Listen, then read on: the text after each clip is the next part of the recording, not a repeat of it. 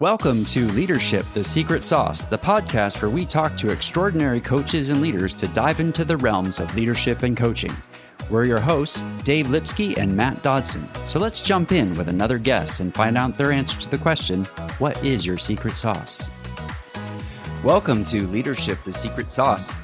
Before we begin, a quick shout out to our sponsor, Character Matters Coaching and Consulting, where they believe that your character is the compass guiding you through life's journey.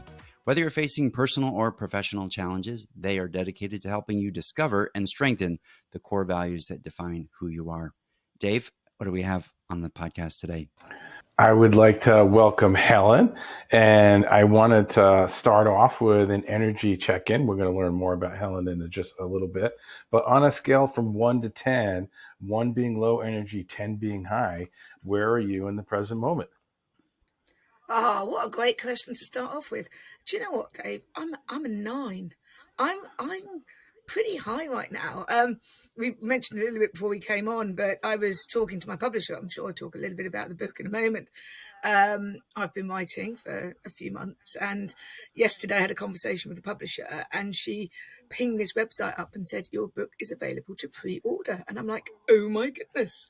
And so all this work is, so I'm kind of high up there at the moment. Come Monday morning, I might well be back at 2 or 3. But actually, do you know what?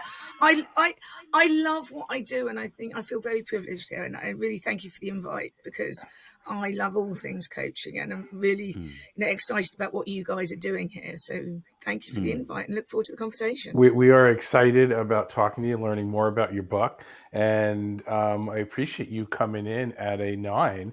I'm going to shift over to Matt. Matt, where are you coming in? Okay. So, Dave, I just wanted to challenge my energy level this morning. One of our listeners said to me, like, hey, can you be anything less than a 9 or an 8? Like, is it possible? I can't. I'll just leave it at that. No, I'm pretty good this morning. I slept in. I mean, yeah. So I am more customer service oriented.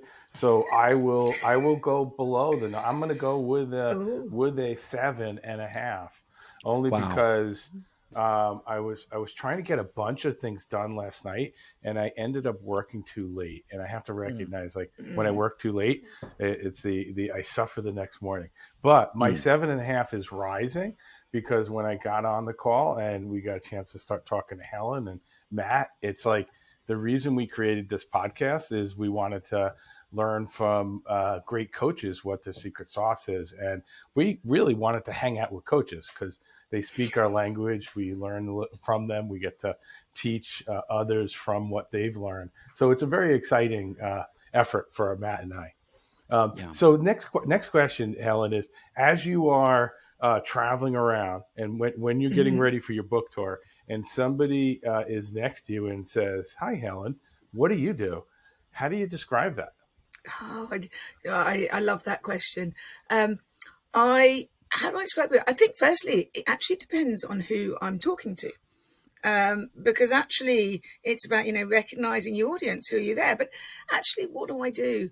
I work with commercial leaders, really to bring the human side of work to work.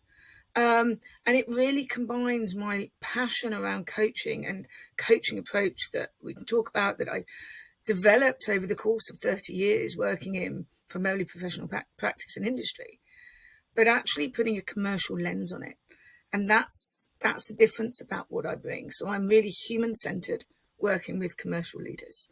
And for me, it's about the integration and the blend of the two that's really exciting. It's nice to hear. I imagine they could understand it.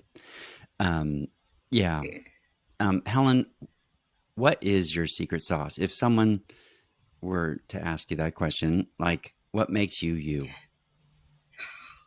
What makes me me?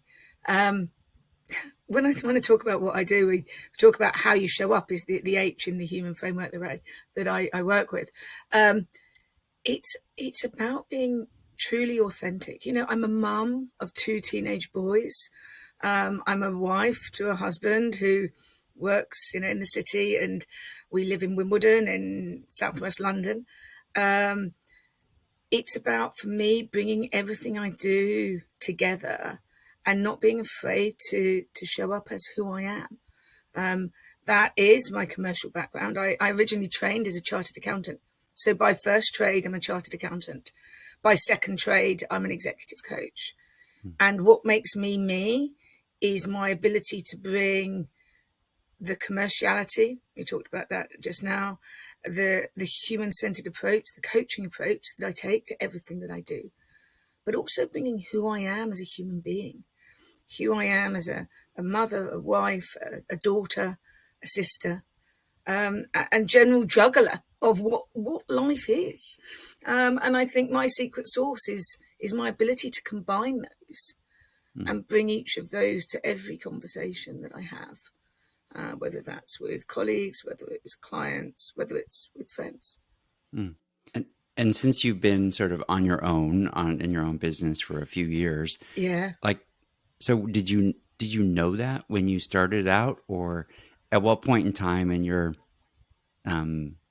career did you know, like, hey, that is my secret sauce? That did someone mention it to you? Did you just discover it, or? So it's a great question. So I'll give you a little bit of a potted history, and for the listeners as well, about where I've come from, because I think it's relevant in the course of what you've just asked. I started my career with Arthur Andersen, for those people that remember the firm. Was there about 6 years, actually, just as it was going under. I was, at a time in my career, I was sort of a manager. I was looking up in the partnership, and I thought, I don't want to be a partner. I never want to sell. That's not me. And I moved into industry, and I actually, whilst I was at Disney, I was sponsored to do a master's in management development change because I was really passionate about people. So that was kind of the genesis of where my career started to pivot. Didn't move into HR. I thought I came into KPMG Consulting in the UK, which was where I was when I had my first and second son. And at that time I was given a coach. And as I found, I loved coaching in terms of, what it linked with commercial, what it linked from the human side of things. Roll forward, and I ended up in an internal role, and then I ended up in a sales role. I was a global client leader. And people said to me, why are you good at what you do? If we could sprinkle everybody with a bit of what you do, we would be in a different place, which is, it comes back to your secret sauce question, like, what is your secret sauce? And I didn't know. And I unpicked it. I said, the reason that I'm good at what I do is because I've been trained as a coach. Because all the skills that you and I have, because it's DNA as a professional coach in terms of creating psychological safety for people to talk to us, listening, following, asking the right questions, going deeper, challenging with safe space, curiosity. All of these skills enabled me to have board level conversations with CEOs, general counsel, head of HR, head of IT. I wasn't a deep expert in their field, but what I could do is I could have great conversations. And so that's a long way of saying my secret sauce was my ability to realize the power of coaching, not just for supporting individuals, not just for leading as a coach, a leader as a coach, but also for developing commercial conversations that impact the top and bottom line. And that's the secret sauce, and that's what I've built the human advantage on.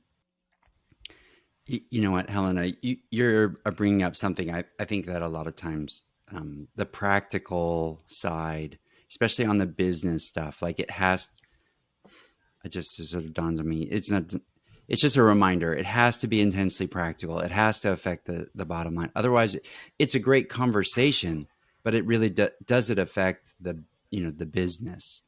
I think that's oftentimes in my meet and greets or my first conversation, that's what they want to know. Hey, is this going to affect it? Or is this just you're just a nice person to talk to.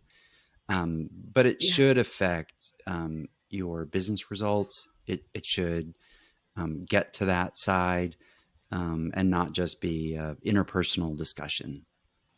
Yeah, absolutely. And to be honest, for me, the power of coaching is taking it to that next level. I think coaching has evolved as a profession, certainly over the last, 10. I was talking to a lady this morning, actually, that's just embarking on a coach development training program. And it made me think back to 10 years ago when I started out my journey as a coach. I started my training in 2015. One of the reasons I didn't move into coaching at that time was, it's a bit of a wild west, compared to being a chartered accountant, where it's very rigorous in the training and development. I think it's certainly improved over the years. I still think there's a way to go. Quite frankly, I still see too many people that say I've trained as a coach and I've paid $50 and, off I go. Yeah, no, not really. Because it's a real skill, but a real skill that can be used extensively in organizations. How would I had my first job out of graduate school was KPMG US. Wow. So I had a smile when you said that, because they hired me to run what they at the time called Charm School, to help managers, level out They put you in Charm School, as a student or as a teacher? The good news is they allowed me to hire outside people that were way more charming to actually do the training. I've never, maybe that's being a British friend, but I've never heard of Charm School in my 30-year career.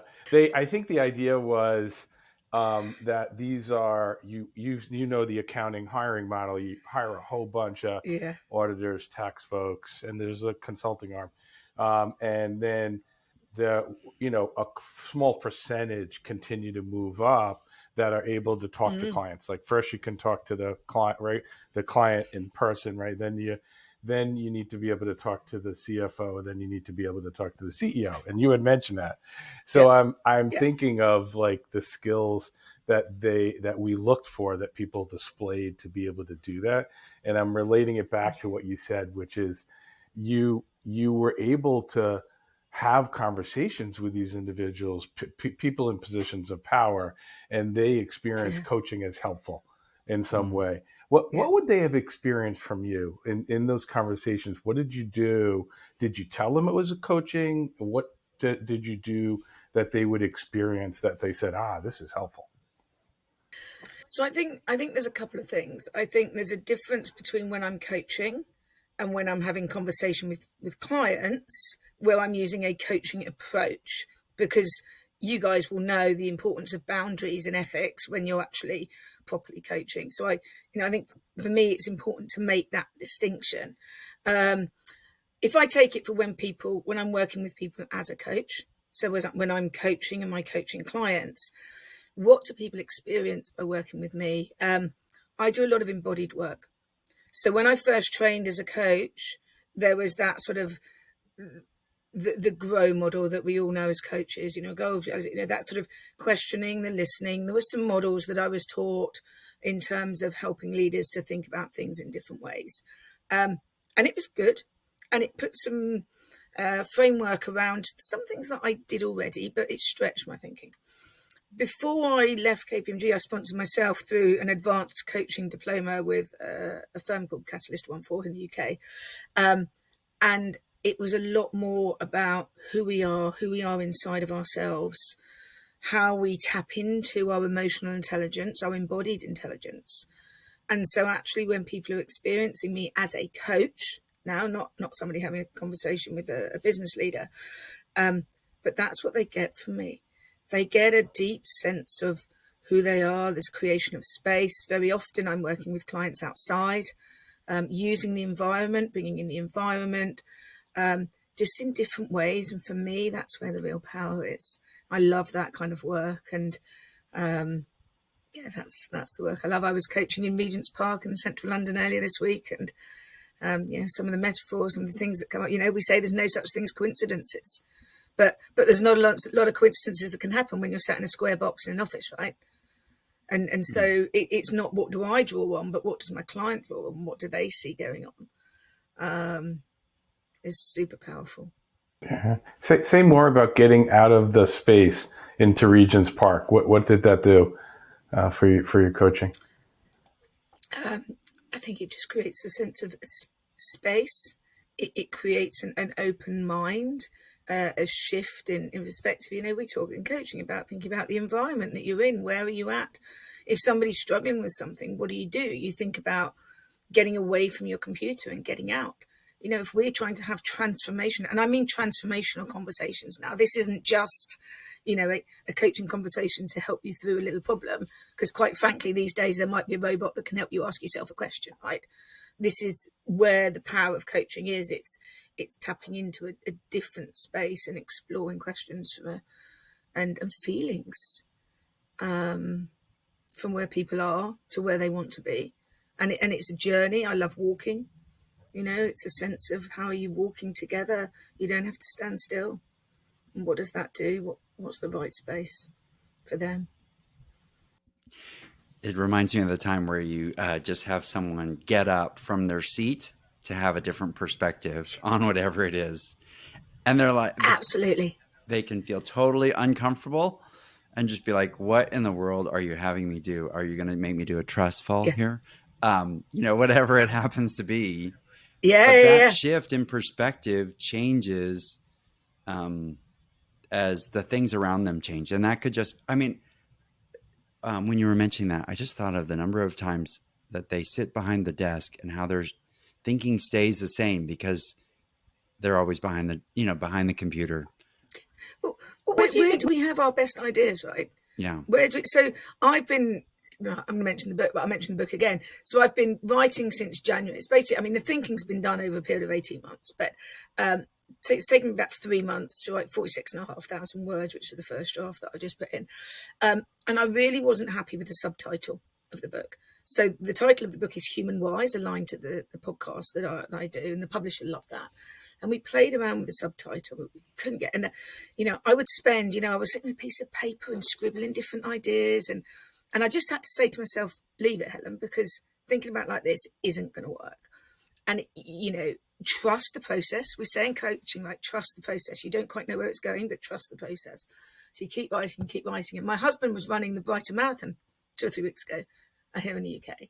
And so I was at the stage where I could print some chapters out so I could start scribbling and moving things. And I was literally just sat on the bed reading this manuscript. And I'm like, this is the subtitle. This is like, and I just wrote it down. And it's Human Wise, lead from within and sell with confidence.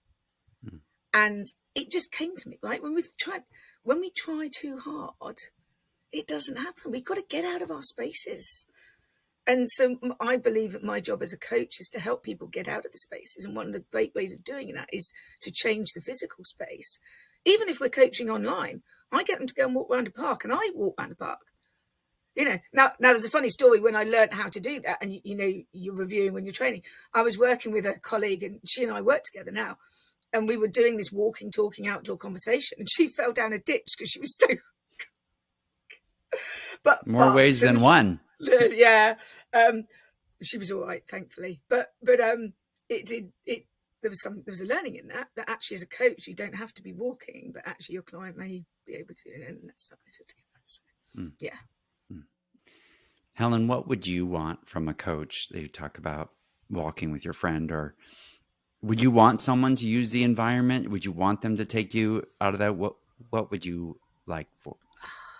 I work with a coach. I work with different coaches, actually. I value somebody that is really going to stretch my thinking, that is really going to challenge me in a different way, and particularly as a coach, I'm reasonably good at exploring some of this stuff myself. I wouldn't say perfect, because actually I know the value of coaching and every so often, but, I want somebody to take me out of my comfort zone, to help me look at things with a different perspective and create insight for me that I can take away and do something with. That may be an action, that might not be an action, depending on the conversation.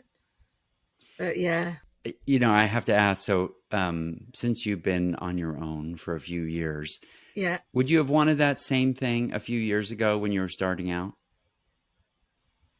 Yeah. And I had coach. I kept working with my coach. And so I've evolved with different coaches for what my needs were. And I think that's important to recognize as well. Some people have long-term relationships with clients. Actually, I'm a firm believer in, yes, good, sustainable relationships, but actually some coaches are right for people at some point in their life and different for others. And I think it's actually, I don't like to see coaching relationships go over too much of an extended time, because then you're not really a crutch, you're a mentor. And so yeah, very much so. Because actually starting a business is lonely. And it's really hard. And it's a lot harder than I thought it would be. Wouldn't say that I would have changed it for the world, but yeah, it's lonely and it's hard. Yeah. For some of our listeners that are starting their own business or thinking about it, what would you suggest? Like, what do you think about when you think, well, hey, look, this was a big pivot point for me when I started out? I think I'm going to come back and I'm going to draw on the human framework that I talk about in my book. So the human framework is something that I've created, but because it's really linking, we talked about the coaching approach and commercial focus, and that applies equally to coaches starting out in the business. Technical experts, brilliant at what you do, but not really used to walking the floors, going out and building networks. The H of the framework is how you show up. So my advice is work out who you are as a coach. So when I started out, I built a website. I've got a small website. It's not particularly fancy, but it's there. The process of just writing who I was as a coach was helpful, not just to put it onto the website and that sort of, but actually for describing who I was. Who is my market? Who do I want to be working with? What is my skill set? What is my background? Where am I going to add most value? And so for me, and it's the same with all selling that I talk about, influencing, until we really understand ourselves, we can't really serve and help others. So I would get them to start with that. And then I would go into the U, which is understand others. So once you've done how you know who you are, but how do you understand others? Who are your target market? Where are they sat? What are the market rates? What do they pay? What are you looking to charge? What is it that's important to them? What's going to make them successful? And then how do you get your right mindset? And mindset is where I really link that coaching approach. And I think coaches are in a really super space because actually we have these skills. We just don't think of them as skills to be getting out to building our business. But actually get curious, get out there, build your network, focus on the relationships that will matter. And don't be afraid to ask the questions, right? How do you buy coaching? What do you use? And all of that time you're building up a picture. And that's the sort of thing when I did, when I started out 3 years ago, it was literally a blank email and a sort of a seedling of an idea. I was like, what can you do, Helen? You can coach. Where's your network? Let's go and have a conversation with your network about what it is they do. Do they use coaches? Who could they refer you to? And then when you get in those rooms, the A, the human, is how you act and adapt. So how you show up, because you're bringing all that great stuff that you know. But then we're just being ourselves as coaches, that humanness, adapting, listening, following. And then I always have next steps, right? As a coach, we always have, what are the next steps? That might even just be reflection. That doesn't have to be an action. But what are the next steps after every single meeting? How do you flow through? What do you do? And it's just building that sort of resilience, the repetition, but building a business that's right for you. And if you do that, the clients will find you if you open up to them. What would be your personal advice to yourself 3 years ago? If you found yourself 3 years, what would you say? What would I say? Keep believing, keep going. And I developed a motto for myself, which is still true today. One conversation at a time. You never quite know where it's going to get to. And that's what's held me through. It's held me through in those times that are tough or that I don't know where it's going to go next. Like, Helen, just go out and have a conversation. The time that I found the hardest is when I was just sat at home behind my laptop. And my husband would say, you can tell. You asked a great question at the beginning, Dave, about where's your energy? My energy was a 9 when I was out meeting people, and I'd had 2 or 3 meetings in a day, and I'd come back and I was buzzing. You counter that with a day where I've been sat in front of my computer trying to think about something to write on LinkedIn or maybe an article that somebody might read. And I was at a 2, if not a 1, if not a -2. And, my husband got the worst of that because it's like, and he's just get out there and talk to people. And that would be my advice is have no fear, do it anyway. And if it doesn't work, learn from it. I mean, you guys are doing a brilliant podcast. I love it. I never thought I'd be doing a podcast. I'd be hosting a podcast when I started the business 3 years ago. Never in a million years. Yeah. So embrace the opportunities and see where each conversation takes you. What did you learn about doing the podcast? What do you mean about what did I learn about doing? What did you learn about yourself and in your quest, like everything that you describe in your journey? How'd the podcast contribute, and what did you learn about? I think it was twofold. I think, number one, it was connecting me and collaborating with like-minded individuals. So we talk about stretching thinking. You know, I came out of a big 4 professional services firm. And I work generally with a certain type of person, right? And so the podcast has given me the ability to connect and relate to some fabulous individuals from different walks of life that have all got a common passion around the human side of business. And that's super interesting because I always love to learn from others. I want to keep learning. But it's also challenged my thinking. So I found that a lot of my thinking develops by talking to other people. You know, some people are different. You know, we're all different characters, and some people think and reflect by being very inward and sit on themselves. I like the energy that other people give me. And so my own thinking has developed over the course of, 38, 40 episodes that I've recorded now. And I could feel it. I come back to the book because, again, there was all these sticky bits going, but I'm writing a book and I'm doing a podcast, and how does it all fit together?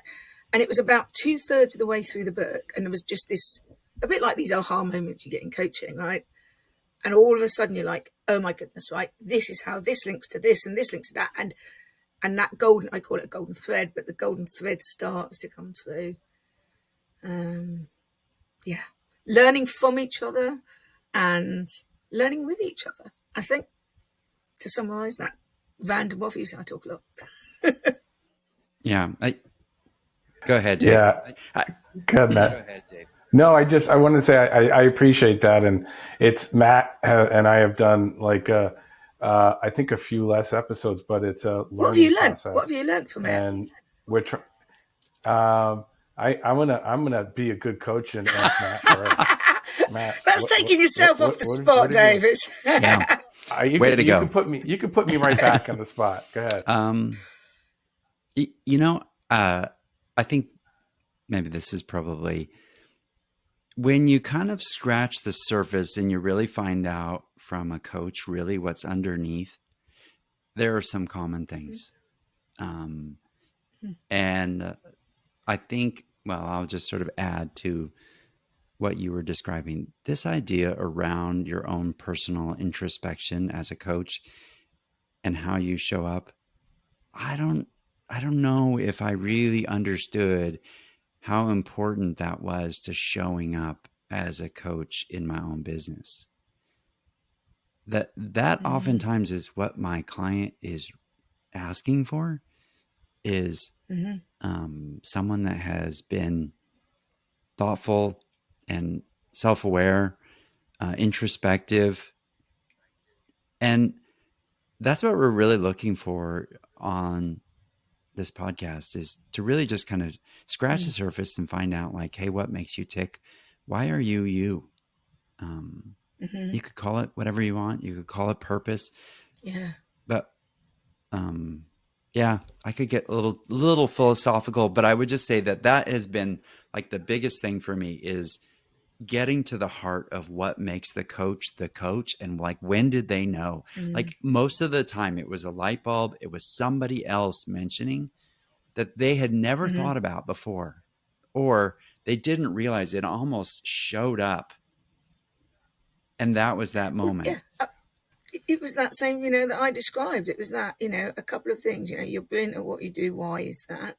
If we can sprinkle everybody with a bit of you, what would that be? And I didn't know. And, actually, and this comes back to coaching and the power of questions. Those were questions posed at me that made me think. That wasn't somebody telling me what my secret sauce was. That was me unpicking it for myself. And there's a great quote that I use when we're talking about knowing yourself, is from Aristotle, knowing yourself is the beginning of all wisdom. Because until we really can understand ourselves and what's important to us and what makes us tick, how can we really put ourselves inside of other people's minds to help them work out what's right for them? What about you, Dave? What have you learned? You put Matt on the spot, but what about you? Oh, well, you're not getting off that lightly. I don't know. I mean, introspection, Aristotle. How do I follow it up? So I think, like, for me, it's similar to coaching. People have beautiful stories, incredible superpowers, and so much of coaching is helping people see their story in a way that empowers them to move forward. And my coaching development on the other side of that, I really liked what you said about, like, we need to know ourselves, and then we need to know others, right? And then we need to help them make the journey. For me, the development plan has always been to say less and mean more. And in coaching, the less I am taking up space, the better coach I am. And I think in podcasting, it's somewhat similar. The story is about the person coming in, right? But then there's some really good conversation that mixes. And I love that too. And I was sharing it with somebody earlier this week. You can see I'm a natural talker, right? You're going to have to shut me up at some point and go, time's up, Helen. But one of the things I love about coaching is it takes me into a completely different space because I'm not the one talking. And actually, you're right, and I always encourage people when we're talking about these commercial conversations, coming back to my secret sauce, when you're going to meet a client, somebody potentially that might buy some coaching work from you, how much are you talking versus how much are they talking?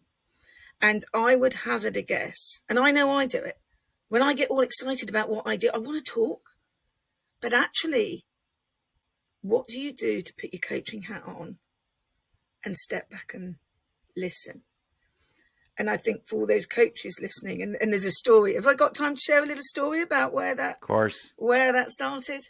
There was a time many years ago now where I was working with FTSE, 100 businesses and board level meetings. And I would always go with somebody more senior than myself.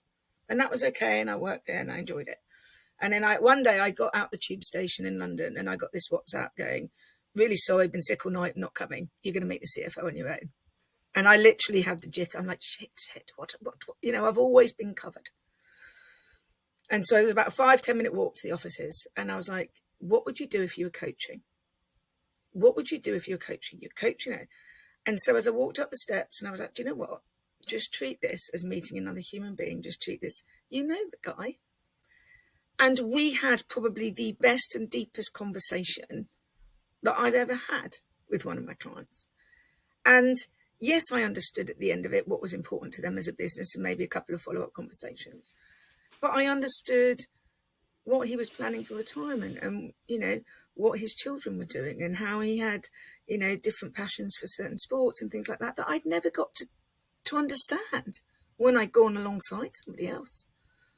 And that was part of that genesis of thinking to go, actually, there's something powerful in this.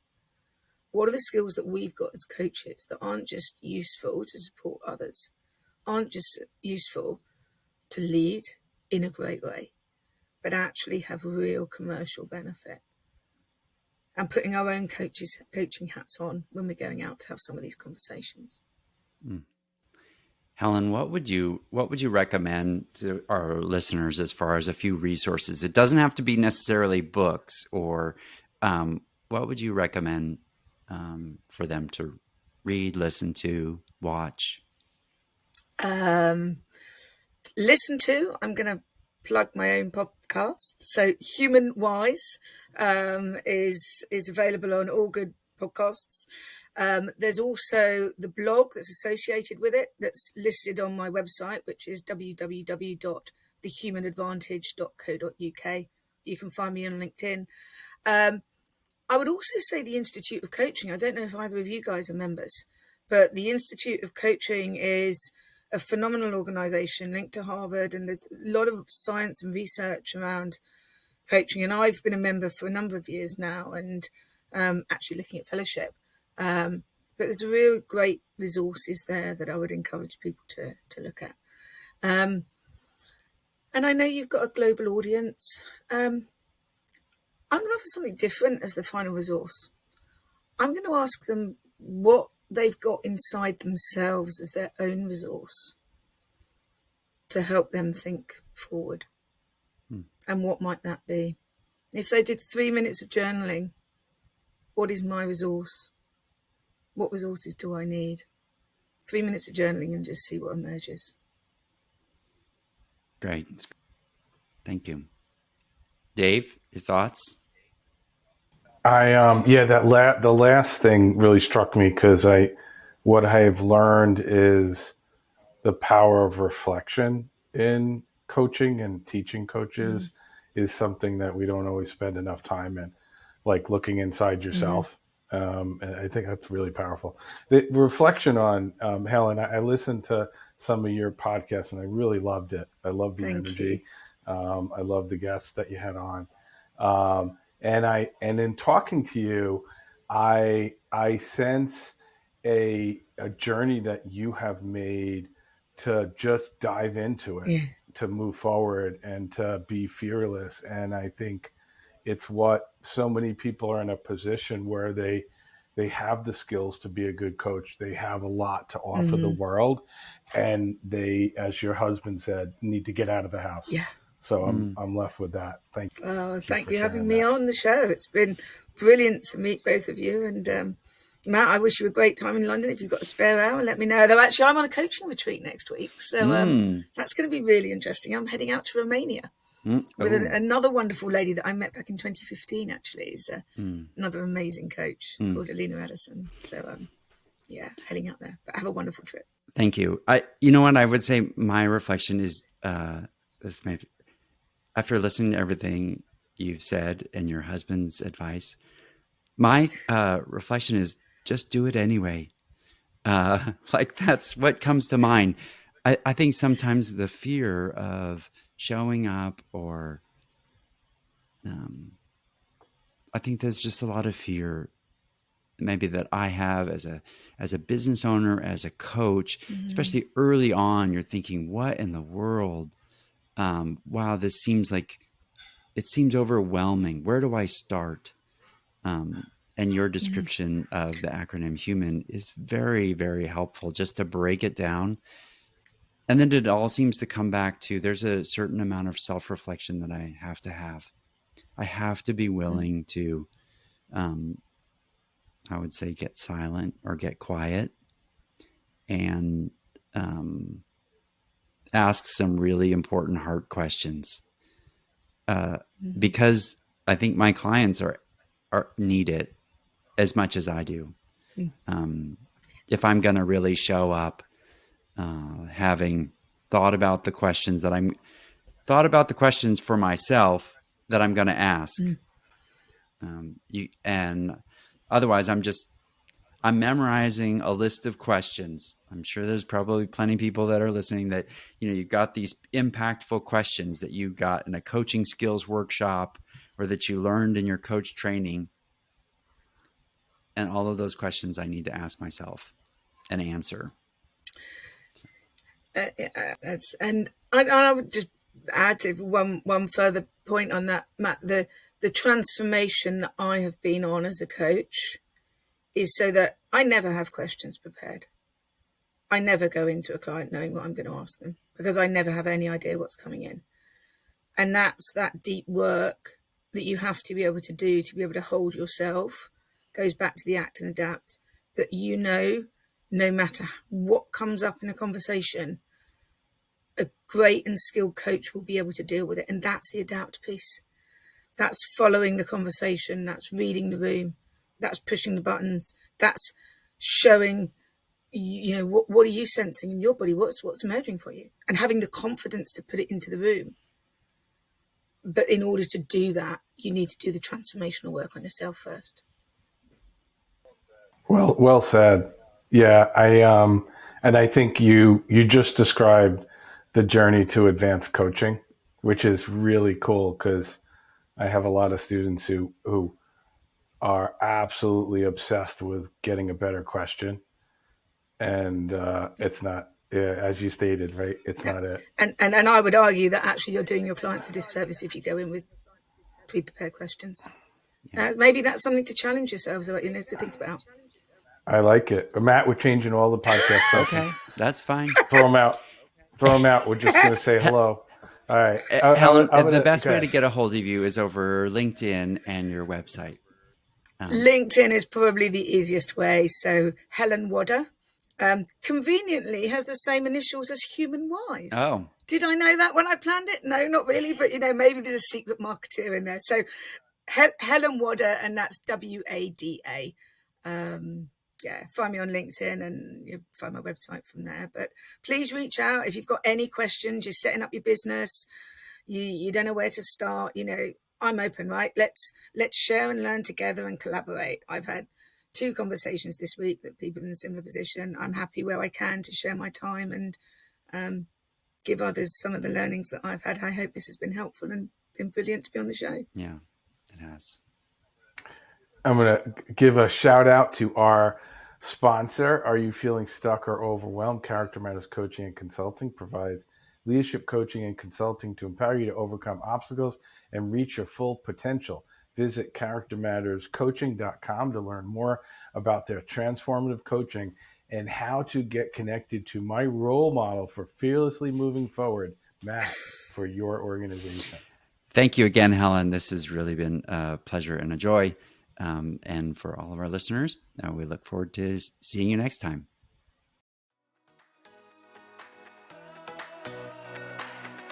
Thanks for listening. If you love this podcast, please share it with another coach or leader. Make sure you go to the show notes to get all the resources from today's episode.